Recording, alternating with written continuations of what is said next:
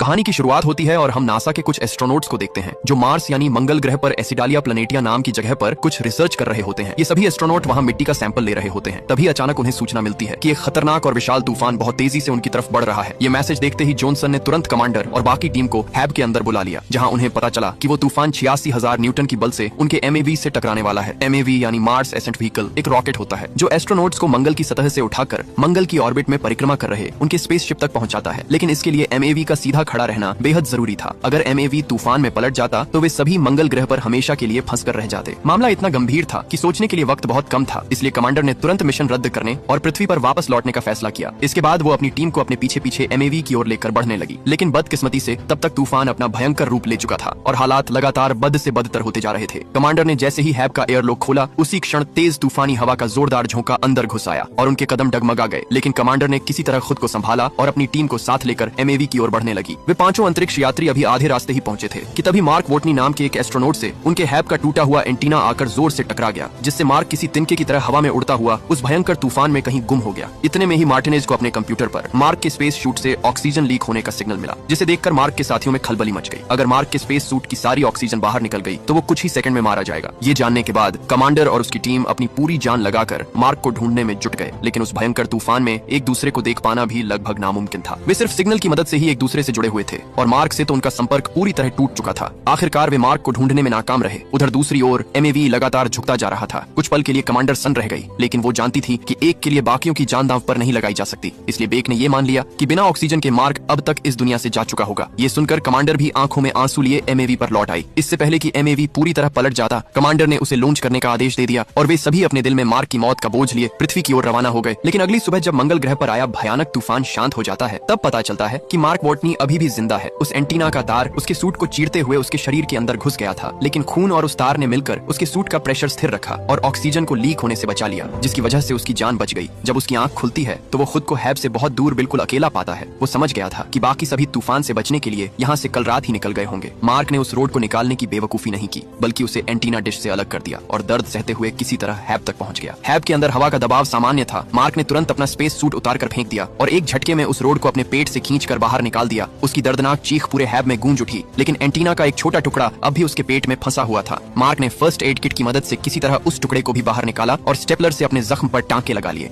उस असहनीय दर्द ने मार्क के दिमाग को झकझोर कर रख दिया था। लेकिन ये तो बस शुरुआत थी। मार्क के लिए मुसीबतों का असली सिलसिला अब शुरू होने वाला था, क्योंकि वो मंगल ग्रह के बीहड़ रेगिस्तान में बिल्कुल अकेला फंस चुका था। जिस डिश से मार्क टकराया था वो कम्युनिकेशन सैटेलाइट डिश थी, जो अब पूरी तरह नष्ट हो चुकी थी। इस वजह से मार्क ना तो अपने साथियों से संपर्क कर सकता था और ना ही नासा से। और अगर किस्मत से उसका संपर्क नासा से हो भी जाता तो मंगल ग्रह तक कोई भी मदद पहुंचाने में नासा को कम से कम 4 साल का समय लगेगा। और इस वक्त मार्क जिस हैब में खुद को सुरक्षित महसूस कर रहा था, उसे सिर्फ 31 दिन तक टिकने के लिए बनाया गया था। अगर उससे पहले ऑक्सीजन मशीन खराब हो जाती है तो मार्क दम घुटने से मर जाएगा। अगर वाटर रिक्लेमर यानी पानी साफ करने वाली मशीन खराब हो जाती है तो वो प्यास से मर जाएगा। लेकिन अगर किसी चमत्कार से हैब ज्यादा दिन तक टिक भी जाता है और कोई दुर्घटना भी नहीं होती, तब भी मार्क के पास इतना खाना नहीं है कि वो 4 साल तक जिंदा रह सके। अब हर हाल में मार्क का मरना तय ही लग रहा था। ये सोचकर वो मायूस हो गया। उसने ये सारी बातें अपने कंप्यूटर जर्नल में रिकॉर्ड की और आखिरकार मौत के इंतजार में एक जगह बैठ गया। अगले 2 दिनों तक वहाँ तूफान का कहर जारी रहा। इस बीच मार्क को हर पल मौत का खौफ सताता रहा। वो अब समझ चुका था कि उसका यहाँ मरना तय है, क्योंकि उसके पास पर्याप्त मात्रा में खाना और पानी नहीं है और न ही नासा से संपर्क करने का कोई तरीका। तभी उसने ठान लिया कि मैं बिना कोशिश किए यूं ही मंगल ग्रह पर मरने वाला नहीं हूँ। इसलिए उसने कुछ ऐसा सोचा जो पहले कभी किसी ने नहीं किया। मार्क ने एक सर्वाइवल प्लान बनाया, जिसमें उसने सोचा कि वो नासा के एरिस 4 मिशन का इंतजार करेगा और जब वो मार्स पर आएगा तब मार्क उनके साथ ही वापस चला जाएगा। लेकिन एरिस 4 मिशन को लॉन्च होने में अभी 4 साल बाकी थे और इतने दिन तक जिंदा रहने के उसे खाना चाहिए। इसीलिए अपने पास मौजूद खाने की लिस्ट तैयार करने लगा। मार्क और उसके साथियों का खाना मिलाकर उसके पास केवल इतना ही खाना बचा था जिसे वो लगभग 1 साल तक ही चला सकता था, पर उसे तो 4 साल तक सरवाइव करना था। ये देखकर मार्क को कुछ समझ में नहीं आ रहा था कि अब करें तो करें क्या। तभी उसकी नजर आलू पर जाती है और उसके दिमाग में एक आइडिया आता है। इसीलिए वो एक बड़ा फैसला लेता है कि वो मंगल ग्रह की इस बंजर जमीन पर खेती शुरू करेगा। उसके पास कुछ आलू उपलब्ध होते हैं और वो इन्हीं आलू को उगाने का प्लान बनाता है। लेकिन मिट्टी को उपजाऊ और फर्टाइल बनाने के लिए उसे ढेर सारे पानी की जरूरत पड़ने वाली है और मंगल ग्रह पर तो पानी का नामो निशान तक नहीं है। मार्क एक प्रोफेशनल बोटनिस्ट है, इसीलिए उसे अच्छी तरह पता है कि फसल को उगाने के लिए किन किन चीजों की आवश्यकता पड़ती है। वो अब मंगल पर खेती शुरू करने की पूरी तैयारी में जुट जाता है। वोटनी पहले एक जगह पर ढेर सारी मिट्टी इकट्ठी करता है और उसने उस जगह को खेत जैसी जमीन में बदल दिया। उस जमीन को उपजाऊ बनाने के लिए मार्क ह्यूमन वेस्ट यानी एस्ट्रोनॉट्स का मल ले आया, जिसकी बदबू बेहद खतरनाक थी। लेकिन मार्क ने उसे भी सहते हुए उससे खाद तैयार कर ली। फिर उसने आलुओं को 2 टुकड़ों में बांटा और उन्हें खाद के साथ जमीन में बो दिया ताकि वे उग सकें। लेकिन अब उसे पानी तैयार करना था। अच्छी बात ये थी कि मार्क को पता था पानी कैसे बनाया जा सकता है। हाइड्रोजन और ऑक्सीजन को मिलाकर जलाने से पानी बनता है और इस काम को करने के लिए वोटनी के पास जरूरी सारे साधन मौजूद थे। जब वो पहली बार हाइड्रोजन में ऑक्सीजन मिलाता है तो एक जबरदस्त विस्फोट हो जाता है, क्योंकि वो कमरे में मौजूद ऑक्सीजन की मात्रा को कैलकुलेट नहीं करता जो उसकी सांसों से लगातार निकलती रहती है। लेकिन अगली बार वो हाइड्रोजन और ऑक्सीजन को सही अनुपात में मिलाकर जलाने में सफल हो जाता है और अब वहाँ पानी बनना शुरू हो जाता है। दरअसल इस प्रक्रिया से वाष्पीकरण होता है, जिससे वहाँ पर पानी की छोटी छोटी बूंदे बनने लगती हैं और उसकी मिट्टी को जितने पानी की जरूरत होती है वहाँ पर पानी तैयार हो जाता है और कुछ दिनों के बाद वहाँ पर पहला पौधा अंकुरित होता है, जिसे देखकर मार्क को बहुत ज्यादा खुशी मिलती है। वहीं दूसरी तरफ पृथ्वी पर नासा ने मीडिया को ये बता दिया कि मार्क वोटनी अब इस दुनिया में नहीं रहे। पूरी दुनिया में ये खबर आग की तरह फैल गई और उसका अंतिम संस्कार भी कर दिया गया। इसके बाद अगले दिन विंसेंट को दिखाया जाता है, जो नासा के कार्यालय पहुंचकर नासा के डायरेक्टर से सैटेलाइट को मिशन एरिस 3 की तरफ मोड़ने को कहते हैं। लेकिन डायरेक्टर टेडी उन्हें ऐसा करने से मना कर देते हैं, क्योंकि अगर उन्होंने ऐसा किया तो मार्क वोटनी की लाश पूरी दुनिया के सामने दिखाई पड़ सकती थी। इससे नासा की इमेज खराब हो सकती थी और आने वाले मिशनों के लिए फंड जुटाने में भी मुश्किलें आ सकती थी। लेकिन विंसेंट हार मानने वाले नहीं थे। उन्होंने एरिस 3 मिशन एरिया के कोऑर्डिनेट्स यानी मिंडी पार्क को भेजा। मिंडी एक सैटेलाइट एक्सपर्ट है। जब सैटेलाइट कैमरा उनके बताए कोऑर्डिनेट्स की तरफ किया तो मिंडी हैरान रह गई। वो देखती है कि वहाँ पर उनके जो इक्विपमेंट थे वे एक जगह से दूसरी जगह शिफ्ट किए गए हैं, साथ ही रोवर भी अपनी जगह से हटा दिया गया था। ये देखकर उसे यकीन हो जाता है कि मार्क अभी भी जिंदा है। वो तुरंत मार्स प्रोग्राम के हेड विंसेंट को बुलाती है और पूरी हालत बताती है। विंसेंट ये जानकारी नासा के डायरेक्टर टेडी सैंडर्स को भी बता देते हैं। डायरेक्टर इसे ये कहकर टालने की कोशिश करते हैं कि शायद तूफान की वजह से ऐसा हुआ होगा, लेकिन विंसेंट उसे बताता है कि सोलर पैनल्स को भी साफ किया गया है। इसे देखकर डायरेक्टर को भी यकीन हो जाता है कि मार्क मरा नहीं है और अभी जिंदा है। ये खबर उन्हें उलझन में डाल देती है, क्योंकि मार्क की मौत की खबर पूरी दुनिया में फैल चुकी है और उसका अंतिम संस्कार भी हो चुका है। अब नासा किस मुंह से मीडिया के सामने ये कहेगा कि मार्क वोटनी अभी भी जिंदा है? तब वे सभी लोग ये फैसला करते हैं कि इस खबर को मीडिया को बता देंगे, लेकिन हरमीज में पृथ्वी पर आ रहे बाकी क्रू को इसकी जानकारी नहीं दी जाएगी, ताकि ये सुनकर उन्हें दुख ना हो और वे इस गिल्ट में ना रहे कि उन्होंने मार्क को मंगल पर मरने के लिए अकेला छोड़ दिया है। उधर मार्क को अब मंगल ग्रह पर फंसे 70 दिन बीत चुके थे। अब तक उसने खाने और पानी का बंदोबस्त तो कर लिया था, पर अब उसे मंगल ग्रह से निकलने की प्लानिंग बनानी थी। मार्क को ये बात अच्छी तरह पता था कि नासा का अगला एरिस 4 मिशन अब से ठीक 4 साल बाद शियापर्ली क्रेटर पर लैंड करेगा। लेकिन समस्या ये थी कि उसकी वर्तमान लोकेशन से लगभग 3200 किलोमीटर की दूरी पर थी। मंगल से जीवित निकलने का अब उसके पास यही एक रास्ता था कि उसे किसी तरह 4 साल बाद उस स्थान पर पहुंचना होगा। मार्क ने कैलकुलेशन की कि वहां तक पहुंचने में उसे लगभग 50 दिन का समय लगेगा। उसने फौरन अपनी तैयारियां शुरू कर दी। उसके पास एक रोवर था जो चलने की हालत में नहीं था, लेकिन मार्क ने अपना साइंटिफिक दिमाग लगाया। उसने खराब रोवर के जरूरी पार्ट्स निकालकर दूसरे वर्किंग रोवर में फिट कर दिए। इस मॉडिफिकेशन के बाद अब उसका रोवर इतनी लंबी दूरी का सफर तय करने के काबिल बन चुका था। लेकिन अब उसके सामने एक और नई समस्या। रात में मंगल ग्रह पर खून जमा देने वाली ठंड होती है। इसका हल निकालने के लिए मार्क ने उस न्यूक्लियर बैटरी को जमीन से खोदकर बाहर निकाला, जिसे मंगल पर पहुंचते ही उसकी टीम ने जमीन में दफना दिया था, क्योंकि अगर गलती से भी बैटरी को कोई नुकसान पहुंचा तो उसमें जो रेडिएशन निकलेगी उसके संपर्क में आने वाला हर इंसान सीधा परलोक चला जाएगा। हालांकि मार्क ने जोखिम उठाते हुए सावधानी से उसे अपने रोवर में लटका दिया, जिससे उस बैटरी से निकलने वाली हीट से उसकी ठंड की समस्या दूर हो गई। उधर पृथ्वी पर मार्क को बचाने के लिए नासा ने कोशिश शुरू कर दी। उन्होंने JPL यानी जेट प्रोपल्शन लेबोरेटरी, जो नासा के लिए प्रोब और स्पेसशिप बनाने का काम करती है, उन्हें 3 महीने के अंदर प्रोब बनाने का मुश्किल काम सौंपा। JPL के डायरेक्टर ब्रूस और उनकी पूरी टीम पर अब भारी प्रेशर था। नॉर्मली किसी भी प्रोब को तैयार करने में कम से कम 6 महीने का वक्त लगता है, लेकिन उनके पास इसका आधा समय भी नहीं था। नासा का मास्टर प्लान ये था कि इस प्रोब के जरिए मार्क के पास अगले 4 सालों के लिए राशन और सर्वाइवल का सारा जरूरी सामान पहुंचाया जाए। प्लान के मुताबिक जब 4 साल बाद एरिस 4 की टीम मंगल पर लैंड करेगी तो वे मार्क को भी अपने साथ रेस्क्यू करके धरती पर वापस ले आएंगे। JPL की टीम इस नामुमकिन से दिखने वाले मिशन को पूरा करने में दिन रात जुट गई। दूसरी तरफ नासा के एडमिनिस्ट्रेटर टेडी सैंडर्स ने कम्युनिकेशन इंजीनियर मिंडी को एक बड़ी जिम्मेदारी सौंप दी। मिंडी को अब सैटेलाइट्स के जरिए मार्क की हर एक्टिविटी और मूवमेंट पर पैनी नजर रखने का पूरा एक्सेस दे दिया गया था, ताकि पल पल की खबर रखी जा सके। उधर दूसरी ओर मार्क की मेहनत रंग लाई और उसके बोए हुए आलुओं की फसल अब पूरी तरह तैयार हो चुकी थी। लहराती फसल को देखकर मार्क का चेहरा भी खुशी से खिल उठा, क्योंकि पैदावार उसकी उम्मीद से कहीं ज्यादा बेहतर हुई थी। मार्क ने लगभग 400 बढ़िया आलू तैयार किए।